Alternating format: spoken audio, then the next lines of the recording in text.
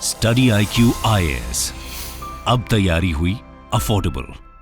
नमस्कार दोस्तों, स्वागत है आप सभी का स्टडी IQ में। मैं हूं आपका दोस्त राहुल सायगांवकर। दोस्तों, आज हम लोग एक बहुत ही जरूरी विषय पर चर्चा करने वाले हैं। एनवायरमेंट एंड इकोलॉजी से जुड़ा हुआ ये डिस्कशन होने वाला है। हम लोग एक रिपोर्ट के बारे में डिस्कशन करने वाले हैं। We are going to talk about the living planet report 2022। तो काफी इंपॉर्टेंट डिस्कशन होगा एग्जाम के दृष्टिकोण से, क्योंकि सिंपल से MCQ बन सकते हैं। जैसे लिविंग प्लैनेट रिपोर्ट कौन रिलीज करता है, एक fact based question, who releases it, WWF along with another institution, जो हम लोग जानेंगे इस पर्टिकुलर डिस्कशन में। इसके अलावा क्या लिविंग प्लैनेट रिपोर्ट हर साल आती है? Does it come yearly? Right, this is the question. सालाना आती है क्या? 2 साल में एक बार आती है? उसके रिलीज होने का समय क्या है, ये भी हम लोग बात करेंगे। इसके अलावा एक बहुत ही इंपॉर्टेंट चीज डिस्कस करेंगे इस पर्टिकुलर रिपोर्ट से। आप यहां पे देख सकते हो, ग्लोबल डबल इमरजेंसी का इन्होंने उल्लेख किया है 2022 की रिपोर्ट में। तो हम लोग जानेंगे कि ग्लोबल डबल इमरजेंसी है क्या, क्योंकि अगर इस पे मैं सवाल बना दूं MCQ, recently the term global double emergency was seen in news. तो ये किस तरह की इमरजेंसी, या फिर कौन से what are the 2 emergencies, options आपके बन सकते हैं। तो इस तरह का भी सवाल बन सकता है। इसके अलावा मेंस बेस्ड क्वेश्चन भी बन सकते हैं, जैसे कि this is a typical question, the recent findings by the living planet report reinforce the claim that conserving biodiversity is essential to fight the effects of climate change. इसको आपको explain करना है। अगर आपको लग रहा है नहीं सर काफी लंबा सवाल है, या फिर इसको और भी मैं शॉर्ट कर सकता हूं, जैसे late me just cut this out. जैसे इसको अगर मैंने काट दिया, समझ लीजिए इतना मैंने कट कर दिया। Now, even if you read this also, conserving biodiversity is essential to fight effects of climate change. इसके ऊपर आप एक ऐसे ही लिख सकते हो कि बायोडाइवर्सिटी और क्लाइमेट चेंज का क्या कनेक्शन है। बायोडाइवर्सिटी को अगर हम लोग बचाएंगे, यानी कि बायोलॉजिकल डाइवर्सिटी, बायोलॉजिकल विभिन्नता को अगर हम लोग बचाएंगे तो हम लोग कैसे बच सकते हैं, एक्सटिंक्शन कैसे हम लोग कम कर सकते हैं, क्लाइमेट चेंज के इफेक्ट हम लोग कैसे कम कर सकते हैं, इस चीज़ को आपको एक्सप्लेन करना है। इनफैक्ट मैं इस रिपोर्ट के बारे में बताऊंगा, इसकी थीम्स के बारे में बताऊंगा। एक बहुत ही इंपॉर्टेंट थीम है इस बार का कि बायोडाइवर्सिटी, कंजर्वेशन और क्लाइमेट चेंज कैसे कनेक्टेड है, ये भी हम लोग जानेंगे। तो ये सारी चीजें हम लोग जानेंगे इस पर्टिकुलर वीडियो में। Stay tuned to get to know that. Let us begin. But before that do remember कि आपके पास कुछ ही घंटे बचे हुए, मैं कहूंगा 48 घंटों से भी कम बचे हुए हैं, to subscribe to our programme. Last opportunity है, ये आखिरी मौका है आपके पास टू ज्वाइन आर बैच। 18 अक्टूबर से शाम में 6 बजे क्लासेस आपकी स्टार्ट हो जाएंगी। लास्ट बैच है ये। UPSC 2023 प्रिपरेशन अगर आप करना चाहते हैं, अगर आप सोच रहे हैं, अगर आपके दिमाग में कुछ डाउट्स भी चल रहे हैं, तो do call the given number. वहाँ पे आपके डाउट्स क्लियर हो जाएंगे। लेकिन कई बार मैंने आपको रिपीटेडली ये भी बताया है कि अगर आपको समय अवधि आपको कम लग रही है, but this is a typical thought in every aspirants mind कि यार टाइम कम है, ये आपको हर अटेम्प्ट में हो जाएगा, राइट। तो इसीलिए मैंने आपको कन्विंस करने की कोशिश की है कि प्रीलिम्स के लिए आपके पास 8 महीने बचे हुए हैं, 7.5-8 महीने बचे हुए हैं। उसके बाद 3 महीने मेंस की प्रिपरेशन के लिए लगते हैं। तो अगले 3-4 महीने जैसे आप एनरोल करोगे, उसके बाद you have to put in good effort, you will be on the right track, right. और आप जानते हैं कि हमारा जो प्रोग्राम है foundation batch, it is a one stop solution, very very affordable. 18,999 में आपको सब कुछ मिल जाएगा, but you have to use my code for that. अगर आपको 18,999 में ये कोर्स चाहिए तो आपको राहुल लाइव कोड इस्तेमाल करना पड़ेगा। वेबसाइट हो या फिर ऐप हो, वहां पे आप यूज कर सकते हैं। You will get it at this price. Do it as soon as possible. चलिए चर्चा शुरू करते हैं। जैसे कि मैंने आपको बताया, एक रिपोर्ट रिलीज हुई है हाल ही में। Report is this, you can see the report here, living planet report 2022। Let me just change the colour here, let me take red. Living planet report 2022, इस बार का उनका थीम था building a nature positive society. कभी कभार इस पे भी सवाल आ सकते हैं कि इस पर्टिकुलर रिपोर्ट का थीम क्या था, building a nature positive society. और ये रिपोर्ट कौन रिलीज करता है? WWF in collaboration with ZSL। तो हम लोग बात करेंगे ZSL क्या है थोड़ी देर में। इन्होंने बताया है कि biodiversity loss is still going into negative. जैसे अगर हम लोग किसी भी ग्राफ की बात करें, तो बायोडाइवर्सिटी विश्व में धीरे धीरे कम हो रही है। हम लोग कंजर्वेशन, प्रिजर्वेशन की बहुत सारी कोशिशें कर रहे हैं, बट इस ग्राफ को ऊपर जाना चाहिए। That means the biodiversity preservation should go up. लेकिन अभी भी ये रिपोर्ट हाईलाइट करता है we are going in the negative direction. 69% biodiversity loss हो चुका है in the amphibians, mammals, birds, reptiles, vertebrates के प्रति ये रिसर्च है, ये रिपोर्ट रिलीज होती है। 69% लॉस हो चुका है फ्रॉम 1970s। और उसमें भी एक रीजन है which is in red zone. which is in red zone, and that is Caribbean region. Caribbean region में the biodiversity loss has been tremendous, 94% loss between 1970 to 2018 pardon में, राइट। तो बहुत ही बड़ी प्रॉब्लम है ये, बायोडाइवर्सिटी लॉस हो रही है, ये हाईलाइट किया इस रिपोर्ट ने। अब इस रिपोर्ट को कौन रिलीज करता है, मैंने आपको सबसे पहले बताया WWF है, इसके बारे में हम लोग पहले भी चर्चा कर चुके हैं। World wild life fund for nature, ये इनका लोगो है, राइट, ये इनका लोगो है, WWF का लोगो। ये है क्या, this is NGO, basically a non governmental organisation, big non governmental organisation, जहाँ पे अलग अलग देशों से रिप्रेजेंटेटिव्स है, अलग अलग इंस्टीट्यूशंस, ऑर्गेनाइजेशंस, इंडिविजुअल्स यहाँ पे इन्वॉल्व है। ये शुरुआत हुई थी इसकी 1961 में, इसका हेडक्वार्टर आता है इन ग्लैंड, स्विट्जरलैंड। और आपको ध्यान रखना है WWF works very closely with IUCN। In fact 2012 से international union for conservation of nature, ये भी एक NGO है, ये दोनों मिलकर काम करते हैं, राइट।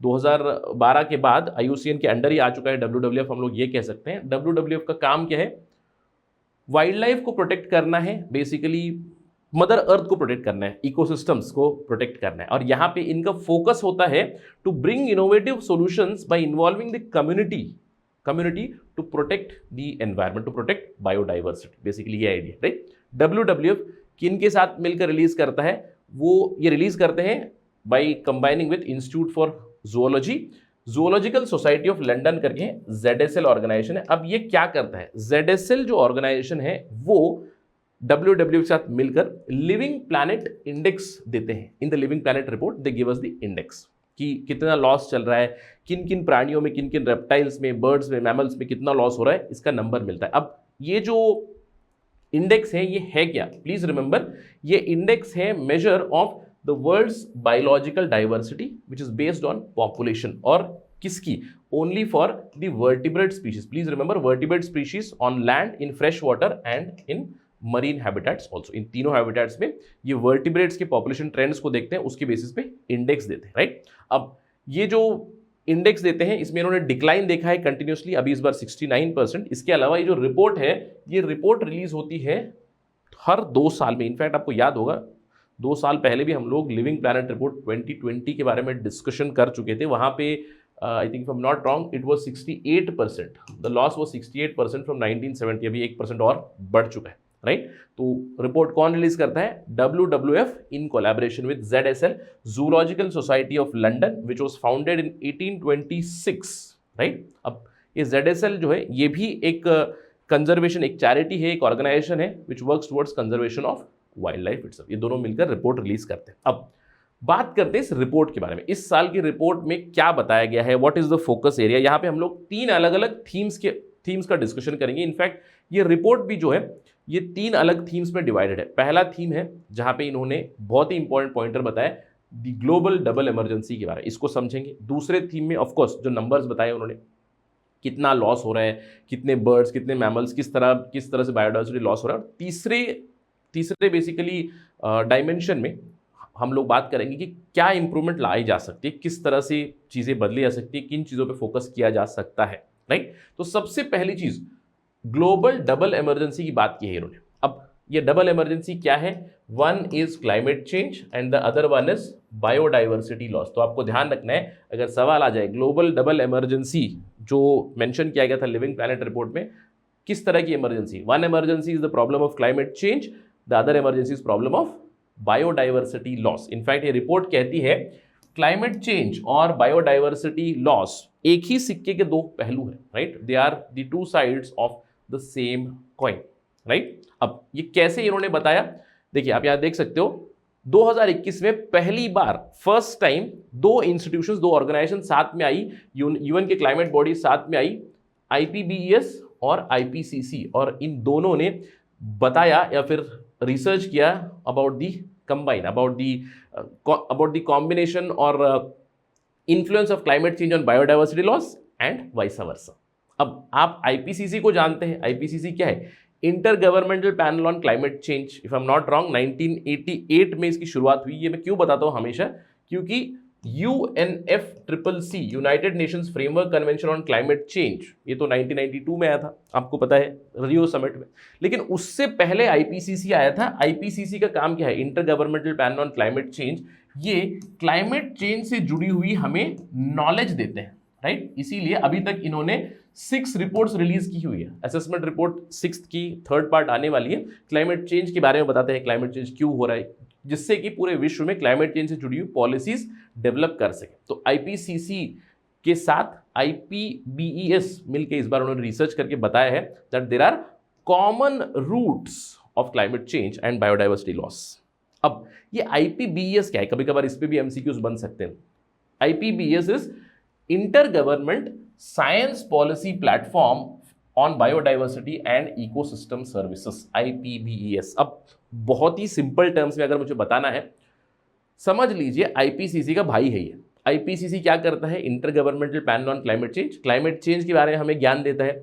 आईपीबीएस हमें बायोडाइवर्सिटी लॉस के बारे में ज्ञान देता है, इकोसिस्टम सर्विसेज के बारे में हमें ज्ञान देता है, यानी कि बायोडाइवर्सिटी से जुड़ी जो भी इश्यूज है उसके बारे में देखिए inputs. Very similar, parallel body आप समझ सकते हो, राइट। अब ये कब बनी थी, 2012 में आईपीबीएस बनी, again under the aegis of United Nations Environment Programme itself, UNEP. और आप जानते हैं कि आईपीसीसी, ये जो आईपीसीसी है एमसीक्यू के दृष्टिकोण से किन 2 ऑर्गेनाइजेशन ने इसको बनाया, यूएनईपी, आई होप कि आपको याद है, plus WMO, world meteorological organisation, इन दोनों ने मिलकर आईपीसीसी को बनाया था। आईपीबीएस यूएनईपी ने बनाया है आफ्टर द बुसान आउटकम।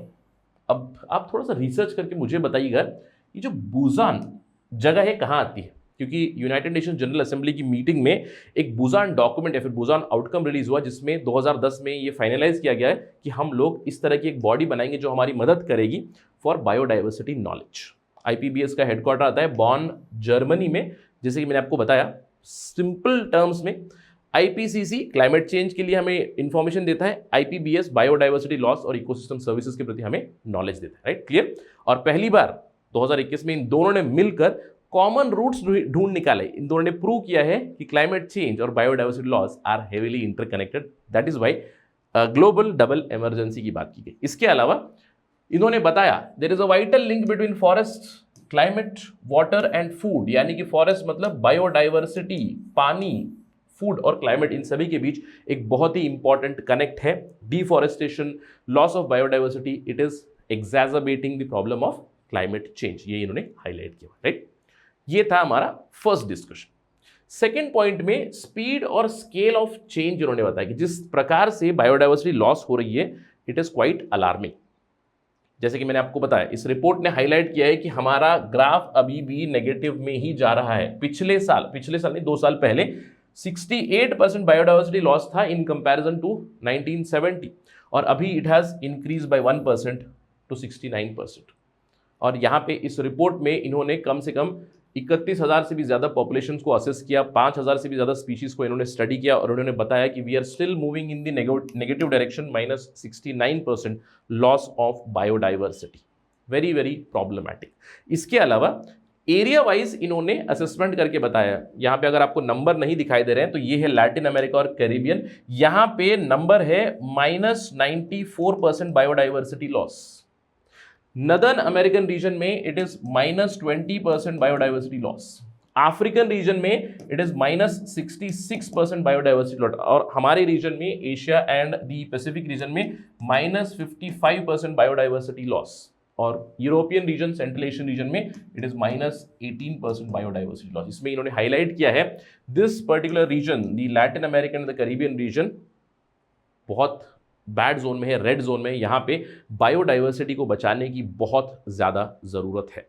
इसके अलावा अगर हम लोग बात करें, इस रिपोर्ट में इन्होंने fresh water living planet index भी दिया, यानी कि फ्रेश वाटर में जो मछलियाँ हैं, जो ऑर्गेनिजम्स हैं, जो भी है वर्टिब्रेट्स, तो उनके बारे में भी इन्होंने असेसमेंट किया, और उन्होंने बताया that is also heading in the negative direction. In fact fresh water living planet index is also heading in negative, -83% loss है अभी तक सिंस 1970। इसके अलावा फ्रेश वाटर एलपीआई में जो माइग्रेटरी लिविंग फिशेस है या फिर migratory fish, migratory water bodies fresh water के, वहां पे भी आप नेगेटिविटी जरूर देख सकते हो, -76%। Again do not focus on these numbers, लेकिन आपको समझना है कि ट्रेंड ये चल रहा है।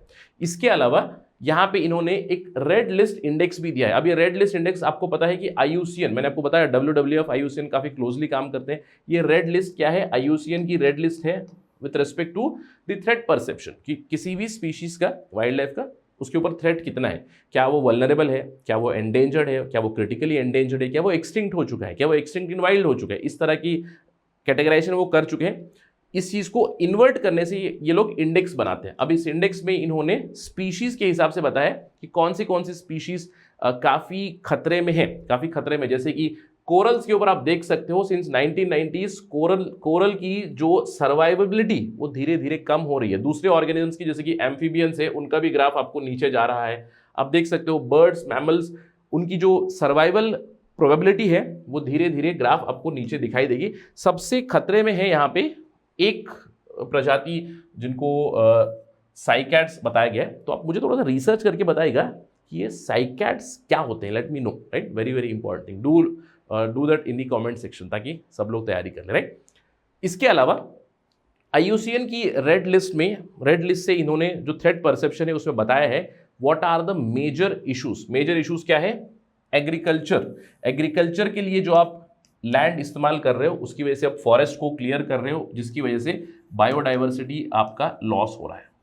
इसके अलावा hunting is another problem. Logging के लिए फिर से आप फॉरेस्ट को काट रहे हो, जहां पे टिम्बर आप बना रहे हो, टिम्बर प्रोड्यूस कर रहे हो, या फिर टिम्बर को इस्तेमाल कर रहे हो, लॉगिंग आप कर रहे हो। Pollution, invasive alien species another problem for biodiversity loss. And finally climate change is also a huge problem for the biodiversity loss, right? तो ये है problem area. I'm quite sure कि अब आप ये सारी चीज़ें सुन के बता रहे हो सर इसमें कोई नई चीज़ नहीं है, but with documents, with evidence, we are just proving it that there is a huge connection. जैसे कि मैंने आपको बताया, बायोडाइवर्सिटी अगर हम लोग कंजर्व करेंगे उससे भी हम लोग क्लाइमेट चेंज की वजह से जो एडवर्स कॉन्सिक्वेंसेस हो रही है उसको मिटिगेट कर सकते हैं। That is the point we are establishing. इसके अलावा क्या किया जा सकता है, इस रिपोर्ट में कुछ चीजें बताई गई है which can be focused upon. सबसे पहली चीज, indigenous leadership is the key of taking care the planet. अभी काफ़ी इंटरेस्टिंग चीज़ है, इंडिया इस चीज़ के ऊपर हमेशा हार्प करता रहता है, ट्रेडिशनल नॉलेज के बारे में, ट्रेडिशनल लीडरशिप के बारे में, ट्रेडिशनल टेक्नोलॉजीज, ट्रेडिशनल मेडिसिन, इन सभी चीज़ों के ऊपर हमारा फोकस है। अब इस रिपोर्ट ने भी यही बताया कि इंडिजिनस लीडरशिप, इंडिजिनस आइडिया की ज़रूरत है। ये रिपोर्ट बताती है कि traditional ecological knowledge, indigenous science और इंडिजिनस नॉलेज अगर हम लोग अप्लाई करेंगे तो we can live very peacefully, biodiversity को हम लोग सेफगार्ड कर सकते हैं। इसके अलावा ये रिपोर्ट हाईलाइट करती है कि एक्शन लेना बहुत जरूरी हो चुका है, अनिवार्य हो चुका है हमें एक्शन लेना। किस तरह का? ह्यूमन बेस्ड एंथ्रोपोजेनिक जो ड्राइवर्स है डायरेक्ट, जैसे कि फॉसिल फ्यूल आप इस्तेमाल कम कीजिएगा, लैंड और सी यूज सस्टेनेबल होना चाहिए, ओवर एक्सप्लॉयटेशन, ओवर फिशिंग नहीं होनी चाहिए, पोल्यूशन, इन्वेजिव स्पीशीज, इन सभी के ऊपर रोक लगनी चाहिए। डायरेक्ट जो एंथ्रोपोजेनिक इफेक्ट्स है, इनडायरेक्ट जो चीजें हैं, स्पेशली मैं कहूंगा हमारी जो कंजम्पशन पैटर्न है वहां पे एक बदलाव आने का जरूरत है, ये कहा गया इस रिपोर्ट में। जैसे कि आप किस तरह से डेमोग्राफी को हैंडल कर रहे हो, आपकी इकोनॉमिक डेवलपमेंट कैसे चल रही है, टेक्नोलॉजिकल डेवलपमेंट कैसे चल रही है, all these things have to be in a very sustainable manner. यहाँ पे आप देख सकते हो, अगर आपने स्टेटस को मेंटेन किया, अगर आपको लगा कि जैसे चीजें चल रही हैं वैसे ही रहने दो, तो you can C climate change की वजह से खतरा बढ़ता हुआ जाएगा, बायोडाइवर्सिटी लॉस और भी ज्यादा होता हुआ जाएगा। यानी कि इंटरवेंशन की जरूरत है। इंटरवेंशन जब आएगा तो कहीं ना कहीं चीजों को हम लोग थोड़ा सा अच्छे से मेंटेन कर सकते हैं। That is the basic idea. इसके अलावा ये रिपोर्ट एक आशा भी देती है, जैसे कि मैंने आपको बताया कि 2020 पे ही zero net loss of nature होना चाहिए था, लेकिन अभी तक ये अचीव नहीं कर पाया। जैसे कि मैंने आपको बताया, the graph is still going in the negative, maybe in another decade और so we will go positive, यानी कि बायोडाइवर्सिटी लॉस आपका नहीं होगा और कहीं ना कहीं 2050 तक फुल रिकवरी करने की बात करती है ये रिपोर्ट। और इसके लिए सभी का रोल बहुत ज़रूरी बन जाता है, सरकारों का रोल, इंटरनेशनल ऑर्गेनाइजेशंस का रोल, NGOs का रोल, मेरा, आपका, हम सभी का रोल बहुत ही ज़रूरी बन जाता है इस पर्टिकुलर सिनारियो में। यानी कि बायोडाइवर्सिटी कंजर्वेशन के लिए, क्लाइमेट चेंज से लड़ने के लिए हर एक को अपना योगदान करना पड़ेगा, तभी जाकर हम लोग बच सकते हैं, धरती माँ बच सकती है, right. So let us do our part also. तो ये था रिपोर्ट के बारे में। बाय 2050 होपफुली कंप्लीट रिकवरी हो जाएगी। अगर इस चीज़ पे कोई फिर से अपडेट आएगी या फिर क्लाइमेट चेंज, बायोडाइवर्सिटी से जुड़ी हुई कोई न्यूज़ आएगी तो हम लोग चर्चा ज़रूर करेंगे on study IQ, but that is it right now in this particular discussion. और आप जानते हैं अगर आपको ये डिस्कशन पसंद आया है, you can always follow me on this particular ID @RahulSai222। अगर आपको कोई सवाल है, कोई डाउट है, if you have any complaint, suggestion, feedback, जो भी हो, मैसेज जरूर कीजिएगा इंस्टाग्राम पे। I do respond on Saturdays and Sundays. Thank you for watching this video. जय हिंद। स्टडी IQ IAS, अब तैयारी हुई अफोर्डेबल।